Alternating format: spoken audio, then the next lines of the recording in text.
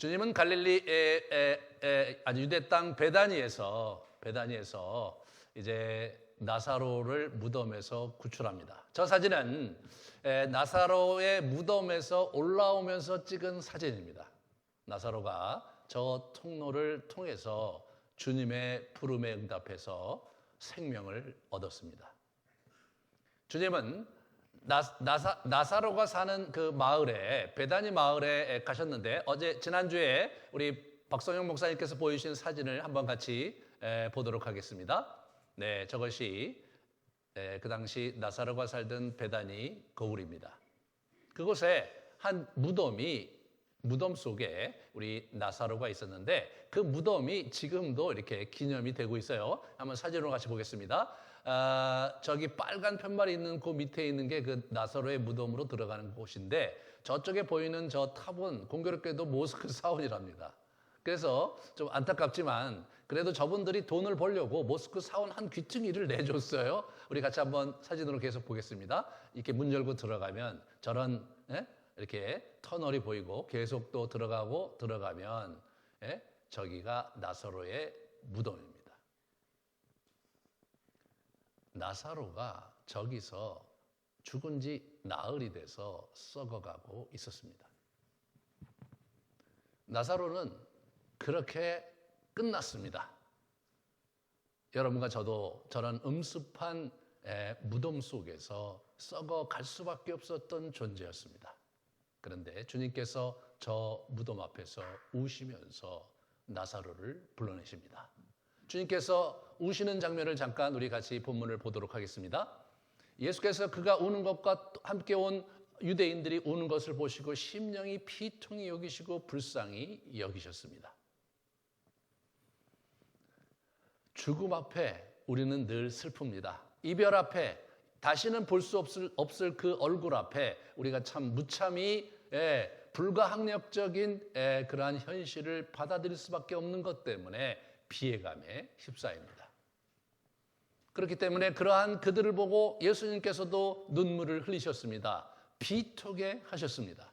그런데 예수님의 비통함과 눈물을 흘리는 것이 단순히 나사로의 죽음을 슬퍼하시면서 여러분과 제가 정말 사랑하는 소중한 사람을 잃었을 때 갖고 있는 비통함과 눈물과는 근본적으로 다른 눈물이었습니다. 애시당초 창조주이신 예수 그리스도께서 온 세상을 창세기 1장에 창조하시고 하나님과 더불어, 그리고 창세기 2장에 인간을 만드셨을 때 실제로 그때 아담과 하와는 저렇게 지하 음습한 곳에서 썩어 문드러질 운명으로 지은 존재가 전혀 아니었습니다. 영원토록 하나님께서 만든 이 대자연과 이 나라 위에서 하나님을 대리해서 온 세상을 통치하고 아름다운 그의 나라 속에 영원히 하나님과 더불어 사랑과 행복을 누리며 살도록 지음받은 존재였습니다. 그러나 인간에게 죄가 들어왔고, 그리고 사단이 우리의 삶을 지배함으로 우리는 죽을 수밖에 없는 운명으로 처박히고 말았던 것이죠.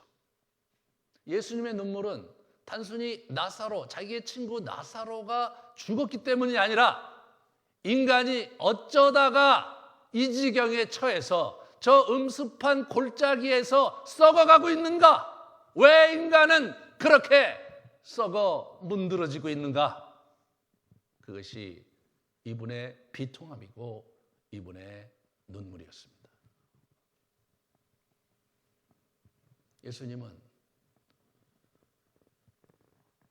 이 사건 이후 4달 후에 십자가에 못 박혀 돌아가시고 부활하십니다. 그의 죽음을 생각하면서 이 나사로의 죽음을 살리는 장면을 연출하고 계심을 우리는 11장 후반부에서 자세히 느낄 수가 있습니다. 그분은 오늘 본문에서 말씀하셨습니다. 그 다음 걸 보여주시면, 나는 부활이요 생명이니 나를 믿는 자는 죽어도 살겠고 무릇 살아서 나를 믿는 자는 영원히 죽지 아니하리니. 자신은 부활이고 자신은 생명이라고 말씀하셨습니다. 인간은 저렇게 썩어 무너질 수가 없고 내가 그를 지었을 때 저렇게 죽게 지어진 존재가 아니다. 내가 부활이고 내가 생명이니 나를 믿어라. 그러면 너에게 영원한 생명이 허락될 것이며 이 땅에서 진정 내가 만든 인간의 모습으로 살아갈 수 있을 것이다 라고 말씀하시는 거죠. 사랑하는 여러분, 예수 그리스도께서 십자가에 돌아가셨고 부활하셨다. 그것이 온 인류를 위한 구속의 장면이었고 여러분과 저의 죄를 대신 지고 그가 죽으시고 부활하신 것이다. 그래서 우리가 영원한 생명을 얻었다. 이 정도 선에서 구원받고 영원한 생명을 얻었다. 그래서 우리는 죽으면 천국 간다라는 선에서, 그러한 저급한 선에서 저 사건을 폄하시키면 안 됩니다. 주께서 부활하시는 그 순간 이후부터 인간은 그분을 믿음으로 말미암아서 이 땅에서 그분의 영원한 생명을 덧입고 그분과 영원한 동반자로서, 친구로서 이 땅을 부유하게 사는 자로 우리를 불러주신 것입니다. 우리의 생명은 먼 미래의 것이 아니고 우리의 생명은 그저 오래 사는 것이 아니라 예수 그리스도와 하나님과 이 성삼위 하나님의 존재에 초대받은 자로서 그들과 함께 영원히 이 땅에 존재하는 것입니다. 마지막 날 주님께서 재림하신 그날 우리는 다시 육신으로 부활하여서 그분과 함께 이 땅에서 명실공히 영원한 생명을 누릴 것입니다. 그러나 그것은 미래 시제가 아니요 지금 여기서도 여전히 그분과 생명을 함께 나누며 누릴 수 있는 특권을 가진 존재로 살 수 있는 존재가 바로 여러분과 저입니다. 그럼에도 불구하고 이 부활과 생명이 얻은 영원한 생명이 죽어 먼 나라에서나 있을 것 같이 생각하면서 이 땅을 버둥거리고 살고 있는 것은 참으로 안타까운 일이 아닙니다.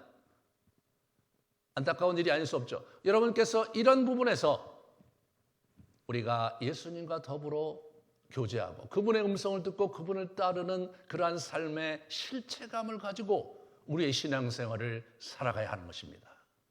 지난 13년간 그것을 위해서 온 힘을 다 기울였습니다. 지난 13년간 한 분 한 분과 함께 교제하고 또 묵상을 가리키고 기도를 가리키면서 진력하면서 그렇게 왔습니다. 교회 성장과 교회 건축과 그 모든 것들을 내려놓고 소그룹과 또 그 어떤 이벤트와 그 모든 것들을 옆으로 제껴놓고 오로지 바로 그것을 위해서 달려왔습니다. 그리고 저희가 이렇게 여기 모여 있습니다. 초대교회 우리의 선배들이 살아계신 예수 그리스도께서 우리와 함께 하시고 자신의 일상의 삶 속에서, 자신의 기도 속에서, 자신의 부엌에서, 자신의 일터에서 그렇게 자기와 동행하고 함께 하시는 그분과 거닐는 삶을 살았던 그 초대교회 우리의 선배들의 전통을 이어받아서 우리도 이 땅에서 그런 생동감 넘치는 삶을 살기 위해 어른들의 교회가 노력해 왔습니다. 사랑하는 여러분, 허투이 생각하지 말아 주십시오.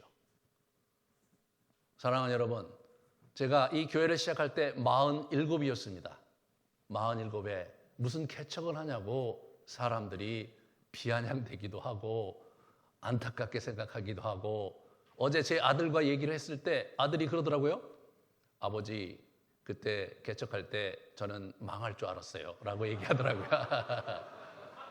제 아들에게도 신뢰를 줄 수 없었던 출발이었습니다. 그래서 어땠냐 그랬더니 아들이 얘기하더라고요. 그런데 이상하게 교회가 잘 되더라고요. 왜 교회가 일어날 수 있었는가? 그것은 주님이 여러분과 저의 마음속에 계셨고 우리가 그분을 만나기 위해서 진력하는 그 일념을 귀하게 보셨기 때문입니다. 이제는 우리가 그러한 것을 기초로 하고 이제 우리가 이 공동체로서 발돋움하고 그리고 한국교회의 이 잃어버린 영혼들을 위해서 우리가 마땅히 감당해야 할 일들을 감당하는 새로운 차원으로 우리가 전환하려고 하는 것, 그것이 13주년 기념예배 때 여러분과 함께하고 싶은 메시지입니다. 우리 같이 지난 2009년에 시작했을 때 했던 사명선언문과 2019년에 함께 만들었던 유업선언문을 같이 봉독하고 함께 마음껏 찬양하는 시간으로 들어가도록 하겠습니다. 네, 아름드리 사명선언문 우리 같이 봉독하겠습니다. 시작. 하나님으로 우리의 영혼이 부요하여 가정과 이웃에 가득하고 이 땅에 넘쳐나게 하라. 예, 계속 이어서 유업선언입니다. 시작. 우리는 성경을 토대로 한 초대교회로부터 계승되어 온 영성훈련에 정진하여 개인과 가문의 유업을 찾아 일군다. 이를 기반으로 온전한 열매를 맺는 교회 공동체를 세워가고 다음 세대를 이끌어갈 영적 지도자를 키우며 복음에 합당한 변화를 이 땅에 실현한다. 아멘. 우리가 지난 첫 번째 시간을 13년 동안 했던 것이고 지난 3년은 거의 우리 그 바벨론 포로처럼 코로나 포로가 되어서 아무것도 할 수 없었는데 앞으로의 10년은 그 전반기 유업을 우리가 기초로 해서 두 번째 파트를 여러분과 함께하는 그런 시간이 될 것이고 오늘 우리 서리 집사를 세우는 확대 운영위원회 3기 출범식이 그 시초가 될 것입니다. 우리 같이 기도하겠습니다. 하나님께서 지난 13년간 우리와 함께 하신 것 감사드리고 또 이제 앞으로 우리와 함께 새롭게 이어갈 그 소망의 미래를 허락해 달라고 우리가 감당할 우리의 사명을 잘 감당할 수 있게 해달라고 같이 기도하시겠습니다.